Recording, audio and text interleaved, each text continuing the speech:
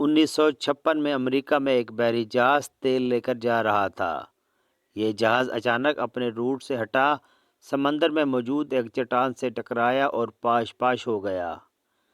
حادثے کے بعد جہاز کے کپتان کو گرفتار کر لیا گیا اور اس سے حادثے کی وجہ پوچھی گئی۔ کپتان نے بتایا، وہ جہاز کے ڈیک پر کھڑا تھا، آسمان بالکل صاف تھا۔ اچانک آسمان سے آبشار کی طرح ڈیک پر پانی گرا اور پانی کے ساتھ ہی آسمان سے ایک موٹی تازی بھینس نیچے گری۔ بھینس کے گرنے سے جہاز کا توازن بگڑا اور یہ چٹان سے ٹکرا گیا۔ یہ ایک عجیب قسم کی سٹوری یا جواز تھا اور کوئی بھی نارمل شخص اس سٹوری پر یقین کرنے کے لیے تیار نہیں تھا۔ آپ بھی اس پر یقین نہیں کریں گے، کیونکہ اگر آسمان بالکل صاف ہو، آسمان سے اچانک آبشار کی طرح پانی گرے اور ذرا دیر بعد ایک دھماکے کے ساتھ آسمان سے ایک بھینس نیچے گرے، تو اس پر کون یقین کرے گا؟ کپتان کی بات پر بھی کسی نے یقین نہیں کیا تھا، جبکہ آئل کمپنی نے اس کو جھوٹا قرار دے دیا۔ پولیس نے اسے مجرم ڈکلیئر کر دیا اور آخر میں نفسیات دانوں نے بھی اسے پاگل اور جھوٹا قرار دے دیا۔ کپتان کو پاگل خانے میں داخل کر دیا گیا۔ یہ وہاں 25 سال تک قید رہا اور اس قید کے دوران یہ حقیقتاً پاگل ہو گیا۔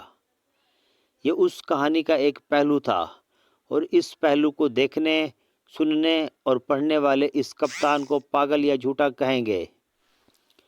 اب آپ اس کہانی کا دوسرا اینگل بھی ملاحظہ کیجئے اور اس اینگل کے آخر میں آپ کو یہ کپتان دنیا کا مظلوم ترین شخص دکھائی دے گا۔ اس واقعے کے 25 سال بعد ایئر فورس کے ایک ریٹائر افسر نے اپنی یادداشتوں پر مبنی ایک کتاب لکھی۔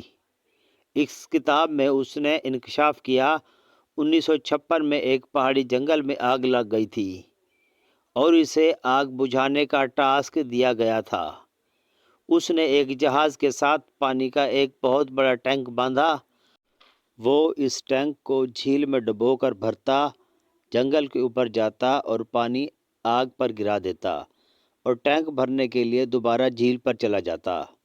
وہ ایک بار پانی کا ٹینک لے کر جا رہا تھا کہ اچانک اسے ٹینک کے اندر اچھل کود محسوس ہوئی۔ اسے محسوس ہوا کہ ٹینک کے اندر کوئی زندہ چیز چلی گئی ہے اور اگر اس نے ٹینک نیچے نہ گرایا تو اس چیز کی اچھل کود سے اس کا جہاز گر جائے گا۔ اس نے فوراً ٹینک کھول دیا۔ ٹینک سے پانی کی آبشار سی نیچے گری اور اس کے ساتھ ہی موٹی تازہ بھینس بھی نیچے کی طرف گر گئی۔ یہ پانی اور بھینس نیچے بحری جہاز کے ڈیک پر جا گری۔ آپ اب کہانی کے اس پہلو کو بھی اینگل سے جوڑ کر دیکھیے، آپ کو سارا سناریو تبدیل ہوتا ہوا دکھائی دے گا۔ لہٰذا یاد رکھیے، آپ جب تک دوسرے فریق کا موقف نہ سن لیں، اس وقت تک آپ کسی شخص کی کہانی، کسی شخص کی دلیل پر یقین نہیں کریں گے، کیونکہ جب تک ملزم اور مدعی کا موقف سامنے نہیں آتا، اس وقت تک صورتحال واضح نہیں ہوتی۔